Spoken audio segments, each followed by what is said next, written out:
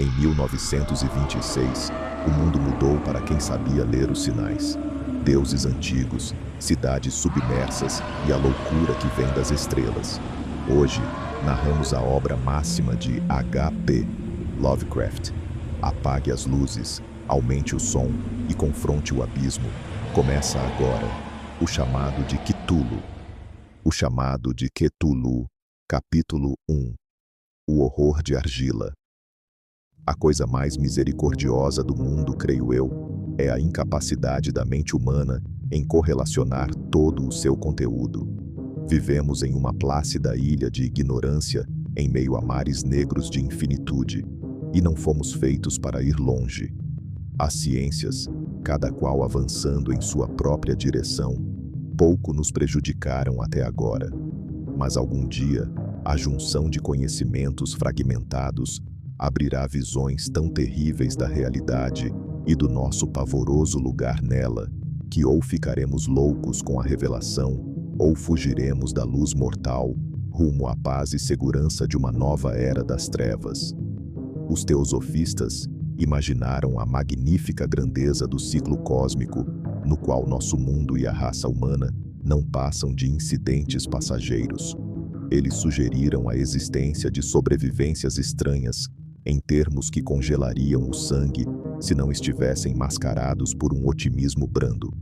Mas não é deles que veio a única visão de eras proibidas que me causa arrepios quando penso nela e me enlouquece quando sonho com ela. Essa visão, como todas as visões terríveis da verdade, surgiu de uma junção acidental de fatos isolados, neste caso, o artigo de um antigo jornal e as notas de um professor falecido. Espero que mais ninguém faça essa junção. Certamente, se eu viver, jamais fornecerei um elo para uma cadeia tão aterradora. Acho que o professor também pretendia manter silêncio sobre a parte que conhecia, e que teria destruído suas notas se a morte súbita não o tivesse alcançado.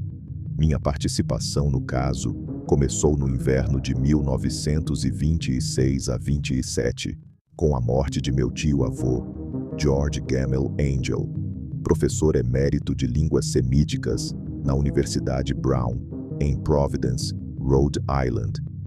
O professor Angel era uma autoridade reconhecida em inscrições antigas e frequentemente consultado pelos diretores de museus importantes. Portanto, sua passagem aos 92 anos de idade foi lembrada por muitos. Localmente, o interesse foi intensificado pela obscuridade da causa da morte. O professor fora atingido por um mal súbito enquanto voltava do cais de Newport. Caiu, segundo as testemunhas, após ter sido empurrado por um negro de aspecto marinheiro que surgira de um dos pátios escuros e íngremes na encosta da colina. Como herdeiro e executor do meu tio, já que ele morrera viúvo e sem filhos, eu deveria examinar seus papéis com certa minúcia. E para esse fim, movi toda a sua mobília e caixas para meu apartamento em Boston.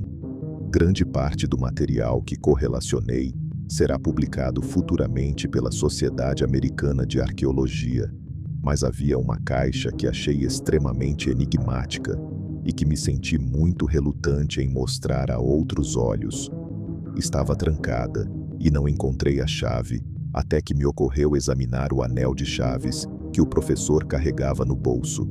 Consegui abri-la, mas apenas para ser confrontado por uma barreira maior e mais desconcertante, pois o que significava o estranho baixo relevo de argila e as notas, fragmentos e recortes caóticos que encontrei, seria meu tio, em seus últimos anos, tomado por uma credulidade superficial em relação a imposturas óbvias.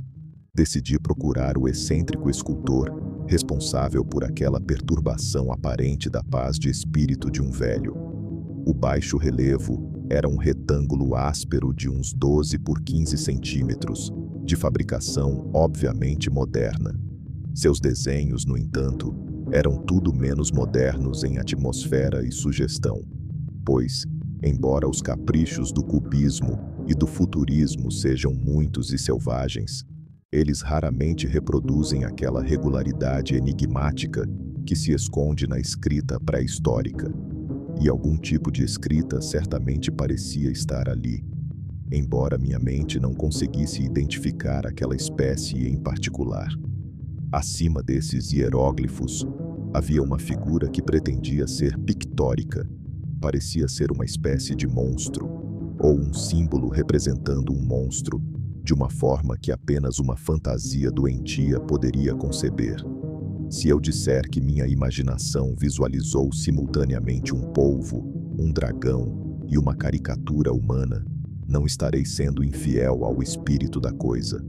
Uma cabeça polposa e tentacular coroava um corpo grotesco e escamoso com asas rudimentares, mas era o contorno geral do conjunto que o tornava mais assustadoramente bizarro. O manuscrito que acompanhava a peça contava a história de um jovem chamado Henry Anthony Wilcox. Ele havia esculpido o relevo em estado de transe, após sonhos com cidades úmidas e colossais e vozes que gritavam debaixo da terra.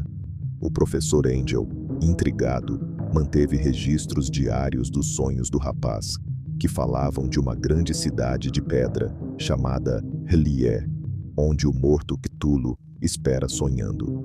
Wilcox adoeceu com uma febre cerebral e, durante o período de maior delírio, vários outros casos de loucura e suicídio foram registrados em todo o mundo. Quando a febre de Wilcox passou, suas visões cessaram, e o professor Angel começou a investigar se outros tinham visto o mesmo que o rapaz.